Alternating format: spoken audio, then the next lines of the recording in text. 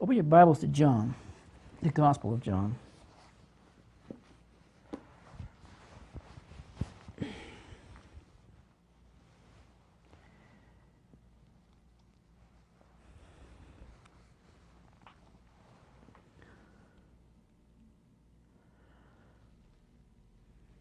The last few days, you've been listening to the news or read about it, especially the events that happened in France and the spread of ISIS, no longer threats, but actual carrying out its agenda to bring fear to a world so it could bow down to Islam eventually, and a worldwide caliphate will rule the world, has brought some people to their knees. Many are operating in fear. And believe me, fear can enter in quite quickly. All you have to do is watch one of these beheadings if you have the stomach for it, or stonings, or burning people alive, or drowning them.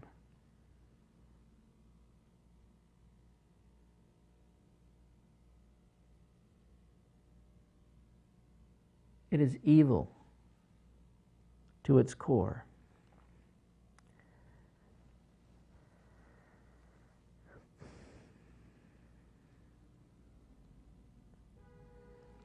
So a natural reaction in the flesh is to fear.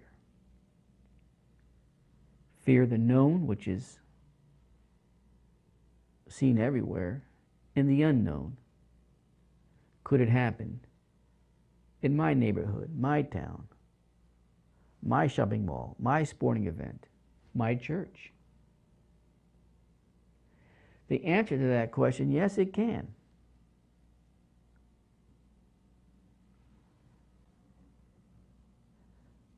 But Jesus has the answer. And he tells us what to do in John chapter 14. When your heart is troubled, when it's perplexed,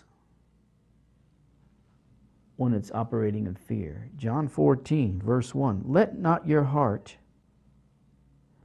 be troubled. You believe, there's pisteo. Again, that's the so be it faith. The faith that you have total trust and confidence in God. And then pisteo again, Jesus speaking of himself. Also in me. Let not your heart be troubled. You believe in God, believe also in me. As I said, it's very easy to allow the events of these days to cause you to fear, to cause you to worry, and even cause you to be frustrated. Because if you read the previous verses that leads up to chapter 14, verse 1, Peter was frustrated because Peter in verse 36 in chapter 13 says, Simon Peter said unto him, Lord, whither thou goest? Jesus answered him, Whither I go canst not follow me now, but thou shalt follow me afterwards. And then, of course, Peter's denial is prophesied. And it did happen. And why? Because Peter operated in fear. Fear for his life.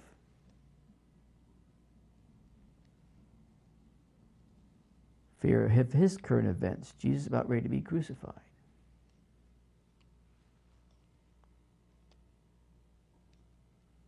So many are fearful and fret over things in today's world that are happening in today's world. But you have to come to grip with the fact that Jesus said here in this verse to not let our hearts be troubled. And sometimes that's a lot easier said than done.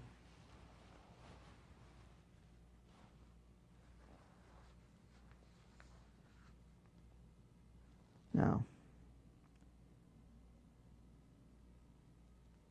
I'm not going to it. I have it written here in my Bible on a note, but Matthew 24:6 says, you can read it later, just write it down now. And ye shall hear of wars and rumor of wars. I thought about that this morning.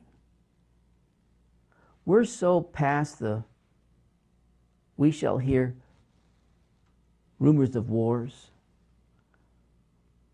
When is the last time that you woke up and you could honestly say there was not some kind of war taking place? Whether it's a minor war, a minor skirmish, or a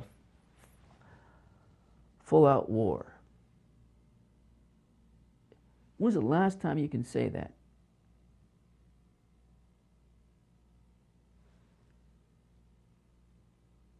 And I believe Jesus, let me pinpoint it. I believe Jesus is talking to two particular countries. What the Islamic world is called Satan and Little Satan. Israel in the Middle East and the lost tribes of Israel. And the head of those tribes, Ephraim, which is the United States of America. When's the last time you woke up and not reading the news or read or listen or watch the news concerning these two countries and the other tribes of a war of some sort not taking place? I can't remember. I tried it this morning. When's the last time the Middle East, Israel, United States of America,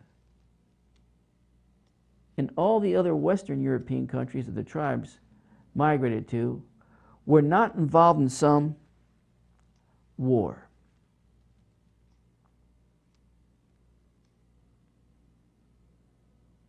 Think about it. This country alone, if you're not that very old, think about it.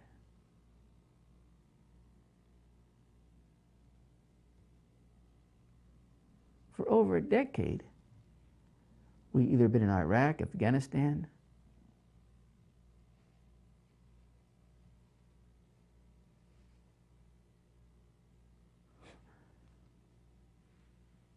do you forget all the areas we have soldiers located at around this world?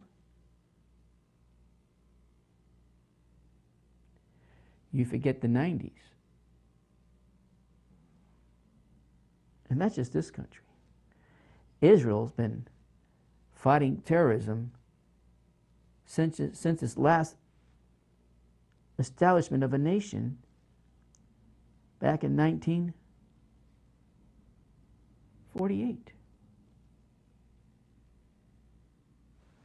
We're way past the rumors of wars. We're in the place where we can say we hear of war daily. What did Jesus say? Once again, it fits in with right with John 14, verse 1.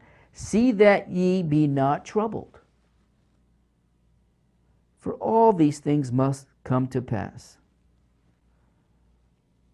But the end is not yet. We're not there.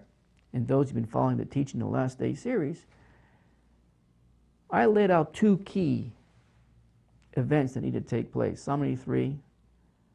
I'm going to tie Iran into that eventually, and the Gog-Magog war, which I believe leads up to Armageddon.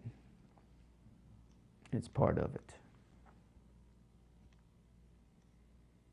So, we're in the middle of hearing wars because we're hearing about it because they're taking place, but the end is not yet. Why? Because certain events haven't happened yet.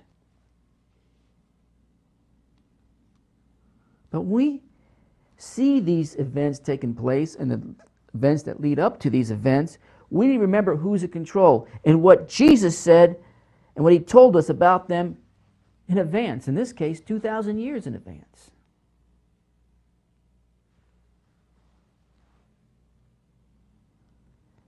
My friend, in today's age of 2015, it's an everyday part of life.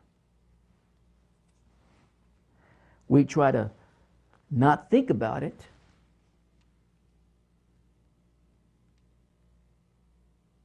because most of the people in this world are in denial concerning the eighth beast.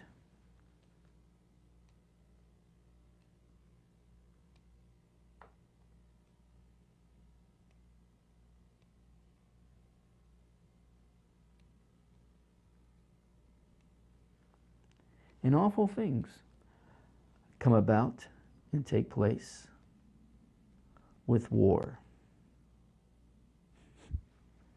Nevertheless, Jesus says not to be troubled by them.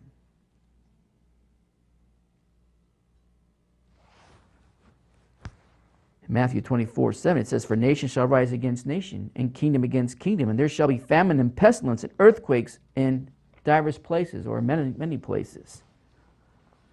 All these are, in verse 8, the beginning of sorrows.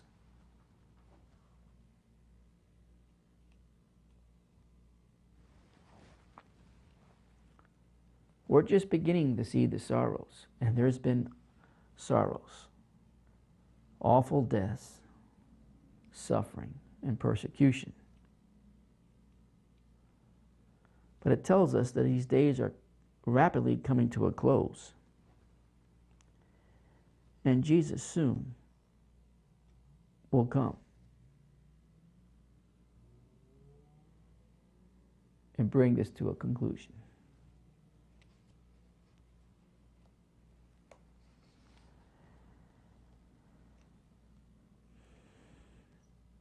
Wars and troubles are bad in themselves, no doubt.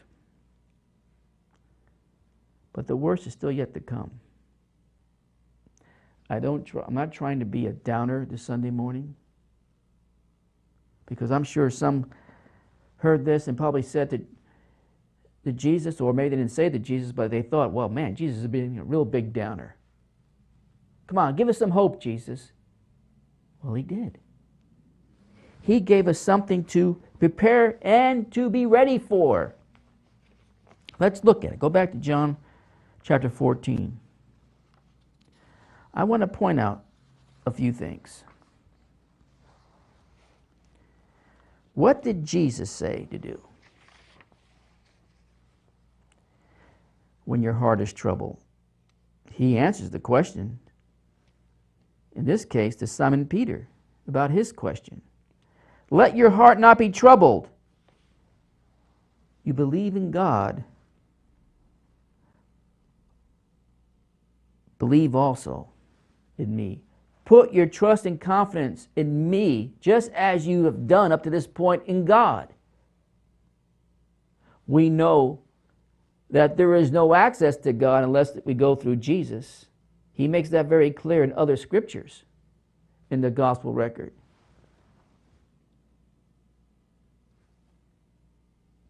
So either you believe that or you don't. And if you don't, why are you wasting your time being a Christian? Let not your heart be troubled. Point number one, just write it down. When you're troubled, Jesus said, let not your heart be troubled. He's still on his throne in heaven. He hasn't fallen off. Satan has been up there kicking Jesus out of his throne and saying, now I'm in charge.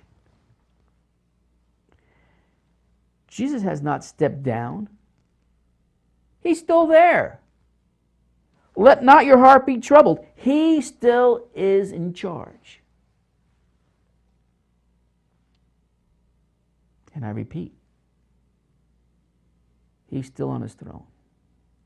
It's not a complicated message.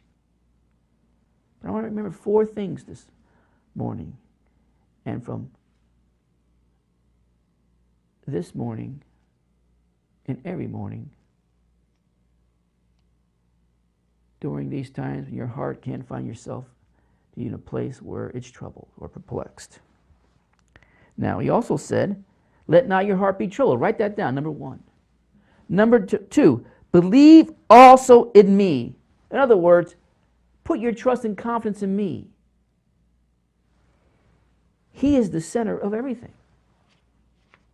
He is the center of the universe. And if he's the center of the universe, you don't think he's the center of things that are happening down here? Yes. He said things would be happening 2,000 years ago, looking into the future, and they would be horrible. But he's in the center of everything. He's the center of his word. He is in the center of history. I think I've proven that over and over. He is in the center of the true church. And he is in the center of your lives. He in the center of my life, your life.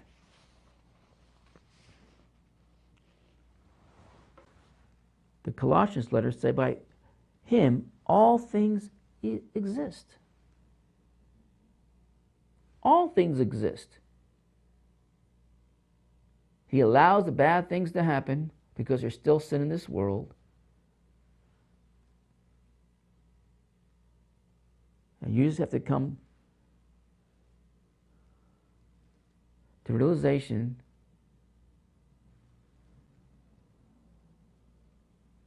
that Jesus, like the force of gravitation, is holding it with a tight grip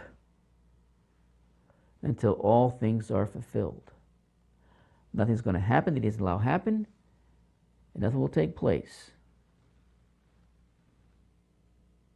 that he doesn't want to take place. Oh, I can't believe Jesus wants all this death. He didn't. Adam created the problem. Eve created the problem. They listened. And their offsprings listened to fallen angels.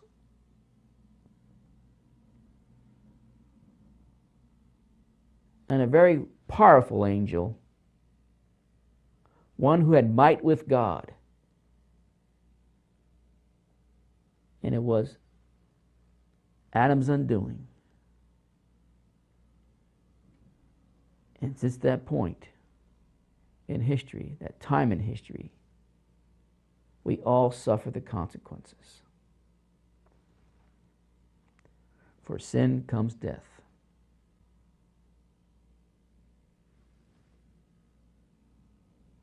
That's the bad news. The good news, you can be rescued. It does not mean that your heart will not be troubled, but when it is, remember, let not your heart be troubled, and believe in me, also in me.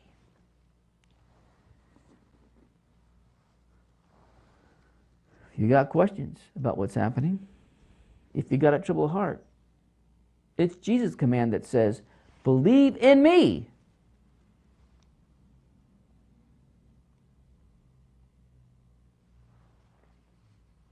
What else does he say?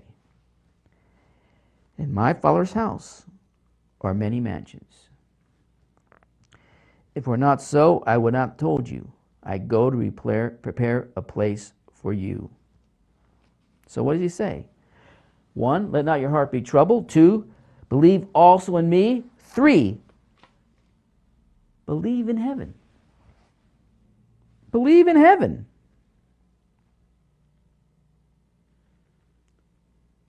Believe in a place. In Hebrews says that this world is not our home.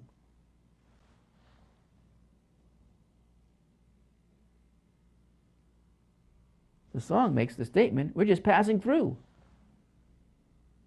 Believe in heaven. Because why? Because Jesus is going there to prepare a place for us. Now, I believe when this was told to Peter,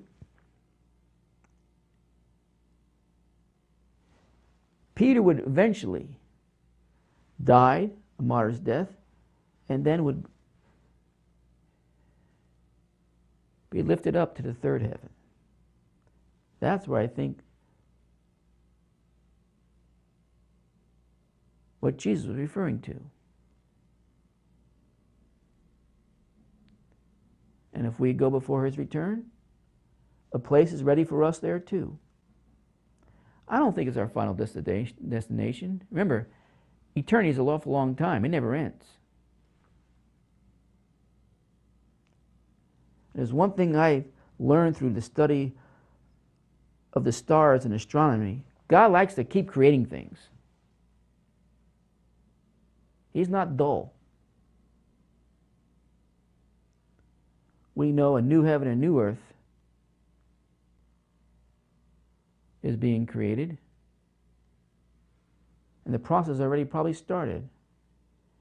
And the fruition of that statement will happen sometime in the future.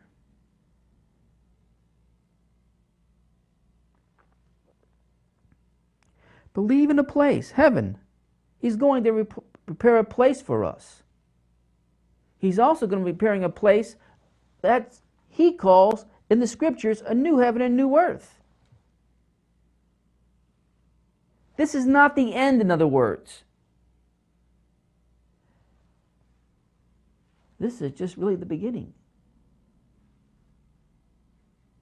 Now, I understand we're bombarded with all kinds of philosophies. All you have to do is go to college.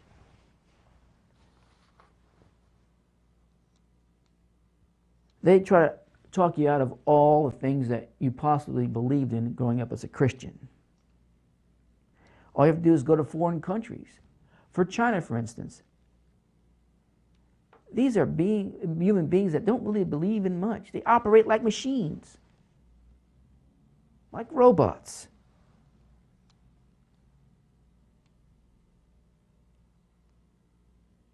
And you look at all the Eastern philosophies and the religions that it produce, it really produced a bunch of everlasting nothingness, if you think about it. Everlasting nothingness. It makes you wonder if that and other reasons why there's so much hopelessness in this world, so much fear, so much misery. Well, besides sin being the main culprit. My friend, we're only in the beginning stages of our development as his disciple. And the road might become bumpy, but it doesn't end here. And the fourth thing I want you to take note during these troubled times,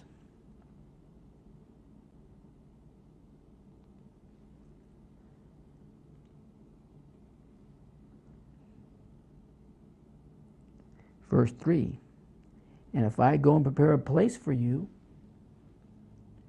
I will come again and receive you unto myself.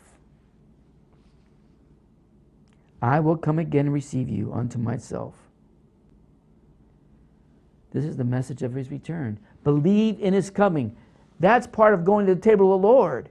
The instruction we see in the Corinthian letters.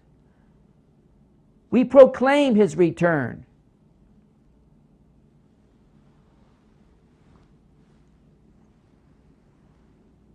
I'm going to go prepare a place for you, and I will come again and receive unto you unto myself.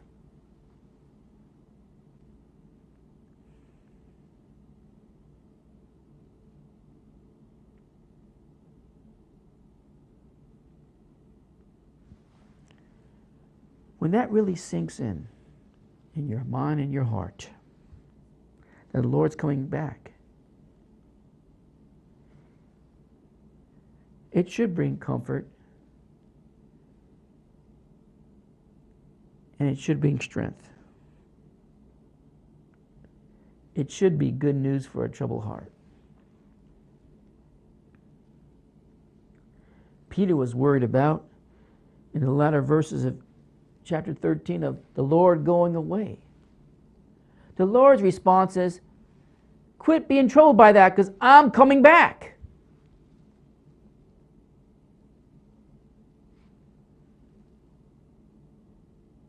It is not the end. He will receive us if we go before his physical return on this planet.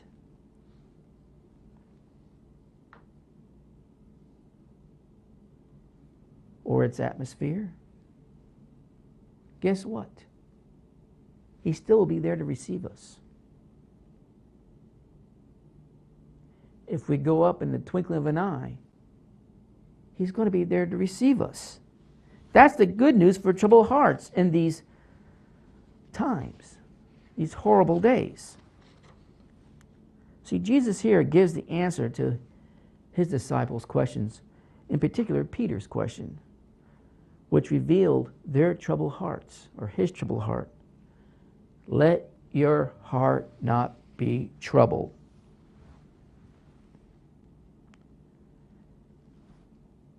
That's why I love the Table of the Lord messages. That's why I love preaching them. It reminds us what he did for us. But he also reminds us he's waiting for us and he will return one way or the other. One way or the other.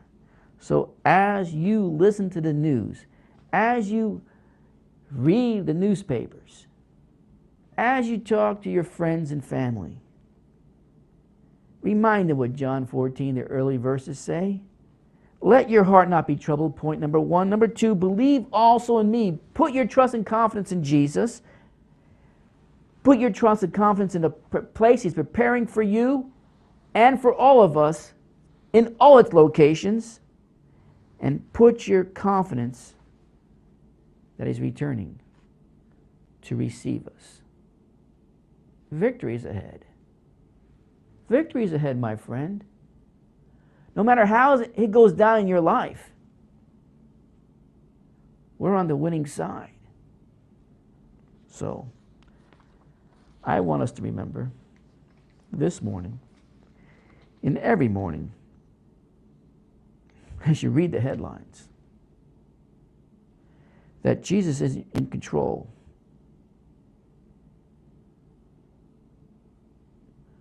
Look on right beyond those headlines. Don't allow your heart to be perplexed or troubled by them. Keep your eyes fixed on Jesus. He will finish what he started. Remain faithful and keep your eyes on Jesus. You got the message? It's simple this morning, but it's to the point. Let me know. Play the song.